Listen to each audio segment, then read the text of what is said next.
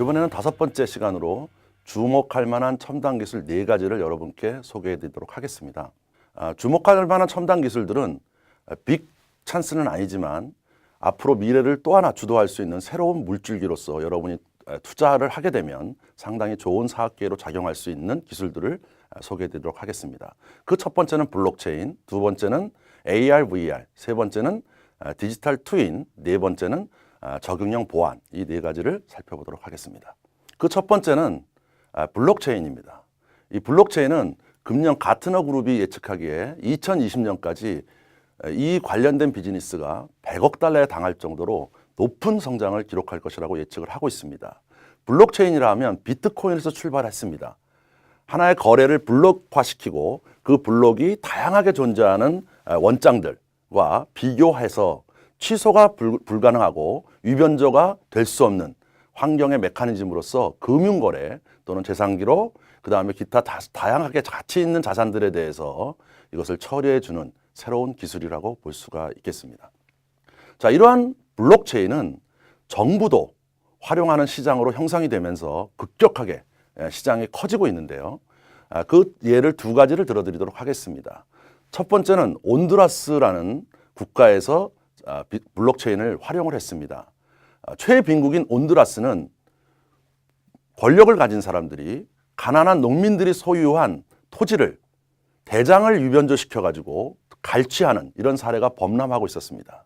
그래서 사회 현상을 해결하기 위해서 이런 토지 대장을 다양한 컴퓨터에 나누어서 보관함으로 인해 가지고 컴퓨터 네트워크가 존재하지 않는 온두라스에서 위변조가 불가능하고 국민을 보호하는 새로운 체계로서 각광을 받고 있고요. 두 번째 사례는 나스닥 사례입니다.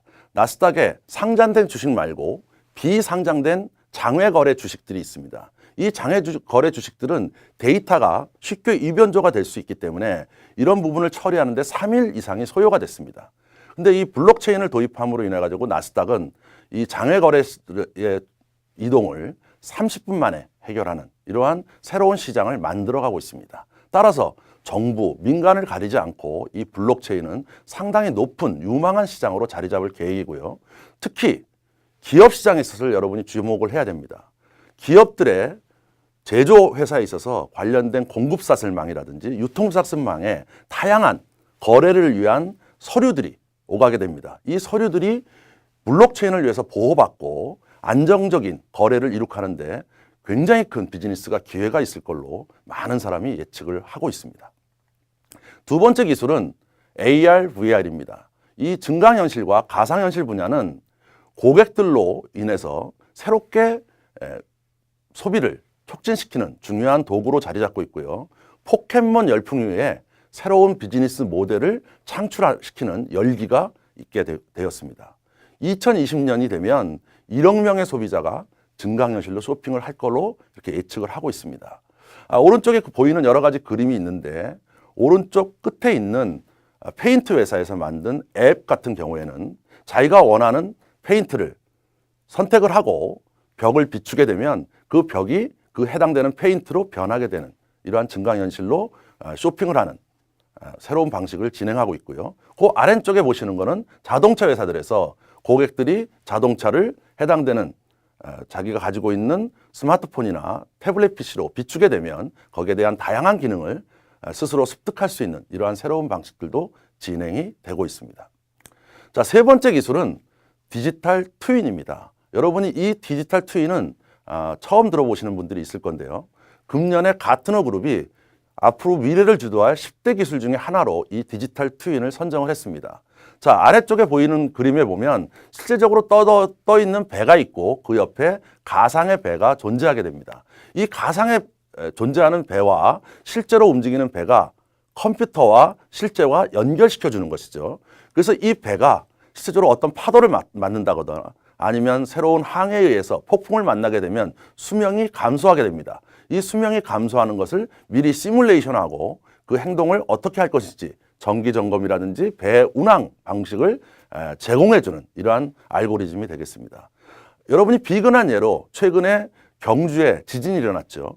그 지진에서 박물관이 어떤 피해를 입었는지 우리는 알지 못합니다. 거기에 있는 유물들이 어느 정도 피해를 입었는지 알지 못하게 되는 것이죠. 그러면 그 박물관과 그 안에 있는 유물들을 컴퓨터상의 디지털 트윈, 다시 말하면 쌍둥이를 하나 만들어 놓고 거기에 발생하는 다양한 자연재해를 시뮬레이션에서 어떻게 영향을 받는지를 측정하고 그걸 어떻게 보존해야 되는지를 가이딩하는 이러한 기술들이라고 볼 수가 있겠습니다. 자, 마지막으로는 어댑티브 시큐리티 앤 세이프티입니다. 여러분, 기존에 우리가 보안 산업은 데이터를 어떻게 유지시키는가에 우리가 많은 보안의 알고리즘이 존재했고 사업 기회가 존재했습니다. 그렇지만 이제 기능형 디지털 혁신이 일어나는 모든 곳에서 새로운 보안 이슈들이 등장을 하고 있습니다. 그 중에 하나를 보면 데이터입니다.